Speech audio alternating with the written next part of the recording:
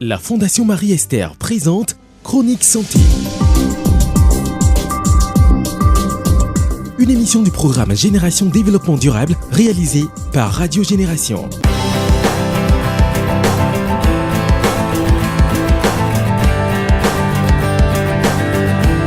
Le réchauffement climatique a un impact négatif sur la santé humaine. De nombreuses maladies découlent des catastrophes naturelles. La toux en est une endémie.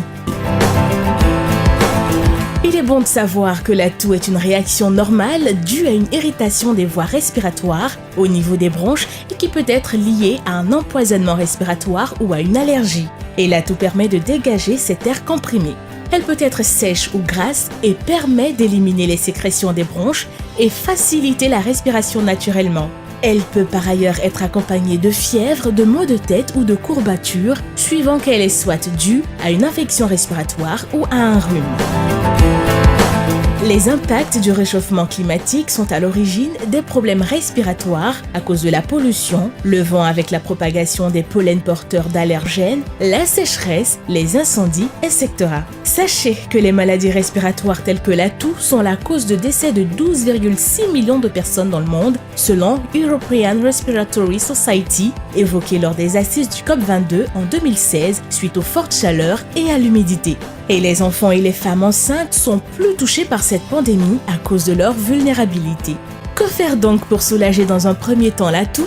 Alors, par exemple, la nuit, il est important, mesdames et messieurs, de surlever la tête du lit ou de redresser votre tête avec des oreillers. Il faut également s'installer dans une pièce moins chaude et sèche. Et on peut également utiliser du miel qui est un adoucissant de la toux. Un mélange de miel avec du jus de citron et de l'eau chaude peut également soulager une toux légère. Cependant, il faudrait consulter un praticien en cas de toux persistante ou trop grasse afin d'éviter d'autres complications pneumoniques. Alors, que faire pour éviter de contaminer son entourage ?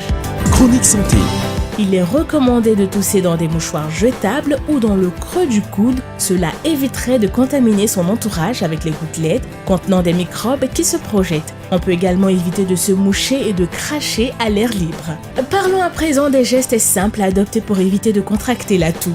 Nous démarrons ces conseils pratiques par la période chaude avec la montée de poussière. L'on doit se recouvrir le nez et la bouche avec des masques de protection en vente en pharmacie, éviter les lieux publics et surtout ne pas serrer la main et embrasser d'autres personnes. Il faut arroser les devantures des habitations pour éviter la poussière, assainir son milieu de vie, c'est-à-dire dépoussiérer les maisons et bureaux et débarrasser les maisons des ordures ménagères. Il faut également se laver régulièrement les mains à l'eau et au savon puisque la main est un vecteur de contamination. Il faut enfin utiliser des solutions hydroalcooliques pour éliminer les germes dans les mains ou sur les tétines, jeux et biberons quand on a la garde des bébés. Que convient-il de faire en période humide ?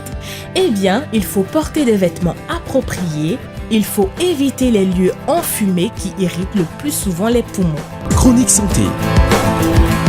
Nous avons souhaité rappeler à travers cette chronique qu'à l'instar des facteurs de risque immunitaire souvent dus à la malnutrition et à la sous-alimentation, notamment chez les enfants et les mères les plus vulnérables, il ne faudrait pas négliger entre autres le facteur de risque environnemental tel la pollution de l'air ambiant qui est provoquée la plupart du temps par l'insalubrité, les gaz émis par les moyens de transport et des usines, la fumée des feux de cuisine et du tabac.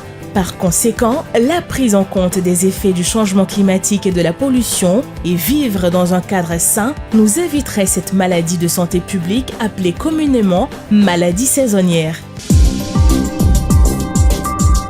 C'était Chronique Santé, une émission du programme Génération Développement Durable de la Fondation Marie-Esther.